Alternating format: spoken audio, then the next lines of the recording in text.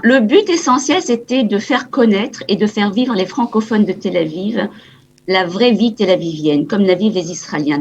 Coup de pouce, découvrez le savoir-faire et les idées des entrepreneurs Olim. Elisabeth, bonjour. Bonjour Cathy, comment allez-vous ? On est ravis de vous retrouver. Alors, vous avez déjà lancé, puisqu'on n'en est plus au numéro 1, vous avez déjà pris un petit peu d'avance. Quel numéro aujourd'hui pour Tel Aviv Magazine ?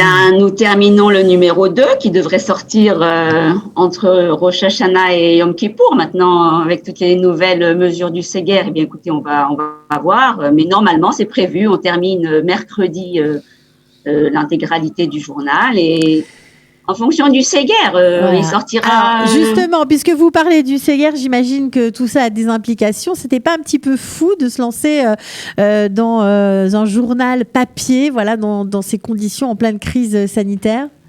Non, je crois pas, au contraire. Avec Israël Magazine, que vous connaissez bien, la demande a été très très forte, au contraire, parce qu'en temps de Séguer, les gens ont besoin de lecture et d'information.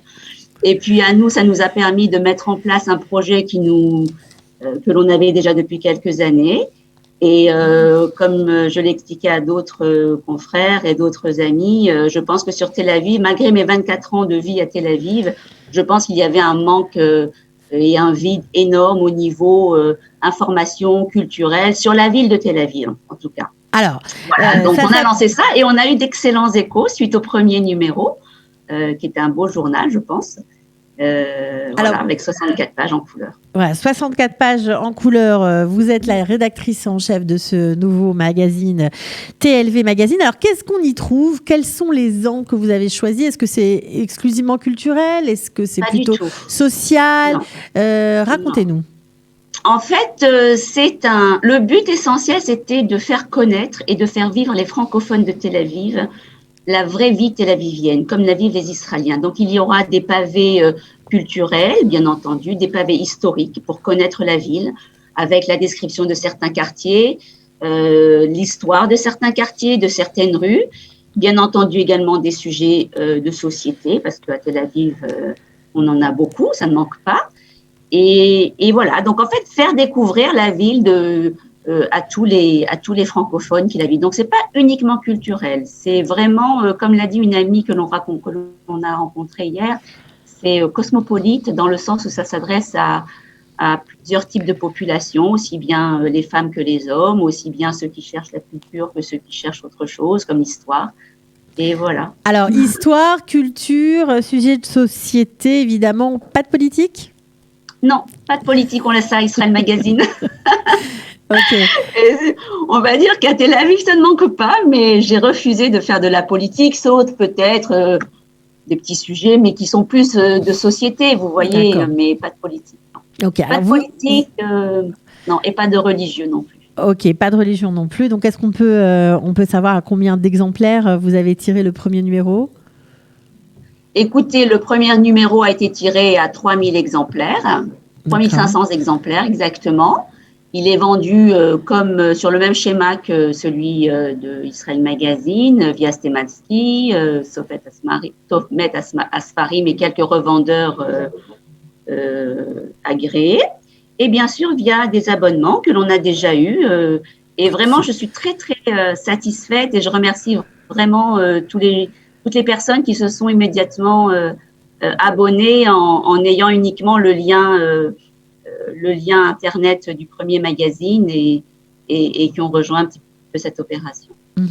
Alors, juste pour nous dévoiler un petit peu de ce que vous avez concocté pour le prochain numéro, quel est le dossier qui vous a le plus touché, que vous allez bien sûr… Écoutez, on suit quand même l'actualité dans Tel Aviv Magazine. Je pense que un sujet qui va intéresser tout le monde, ce sont bien entendu les prières et les fêtes en temps de coronavirus.